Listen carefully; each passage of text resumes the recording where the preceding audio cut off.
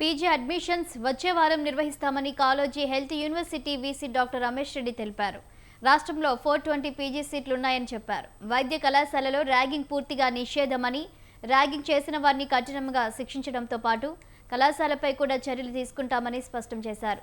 కొన్ని మెడికల్ కాలేజీల కౌన్సిలింగ్ అయిపోగానే బ్యాంక్ గ్యారెంటీలు ఇవ్వాలని ఒత్తిడి తెస్తున్నట్లు తమ దృష్టికి వచ్చిందని, పీజీ విద్యార్థులు నెలలోపు బ్యాంక్ గ్యారెంటీలు సమర్పించవచ్చని చెప్పారు.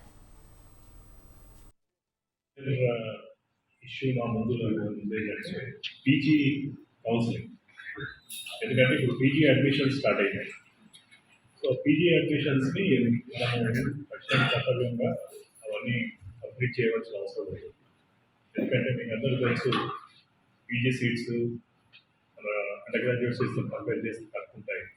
చాలామంది స్టూడెంట్స్ పాపం సో 2 నెలలు కూడా ప్రిపేర్ అయ్యి వాళ్ళు మంచి పీజీ సీట్లో జాయిన్ కావాలని చూస్తారు.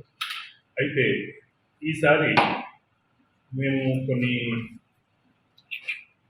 పకడ్బందీ ప్రణాళికలు తీసుకున్నాము. దీంతో ఏంటంటే మన పీజీ కౌన్సిలింగ్ ఏదైతే ఉంటుందో ఎటువంటి మిస్టేక్స్ కానీ ఏమి తావు లేకుండా సక్రమంగా నిర్వహిస్తారు.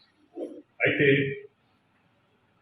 First time national medical commission ఏం చేసిందంటే ఈసారి పాత సీట్లు, పీజీ సీట్లు, వేరే వేరే కాలేజీలలో ఉన్న సీట్లు, తర్వాత కొత్త సీట్లు కూడా అన్నీ కూడా పొందుపరిచి మన వెబ్సైట్లో ఆ డీటెయిల్స్ని పొందుపరిచి పెట్టారు.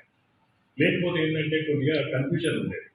ఈ కొన్ని సీట్లు తర్వాత శాంక్షన్ వస్తుంటాయి కాలేజ్లో, లాస్ట్ వరకు వస్తూ ఉంటాయి. అవి కొన్ని మన కమ్యూనికేషన్ రాక వచ్చే ప్రాబ్లమ్స్ ఉంటుంది. కానీ ఇప్పుడు ఏంటంటే ఎన్ఎంసీ వాళ్ళే క్లియర్ కట్గా వాళ్ళు ఈ ఏడాదికి కొత్త సీట్లు కూడా యాడ్ చేసిన దాంట్లో ప్రకారం ఇన్ని సీట్లు ఉన్నాయి, ఈ కాలేజ్లో ఇన్ని ఉన్నాయి అనేది క్లియర్గా పొందుపరిచి పెట్టారు.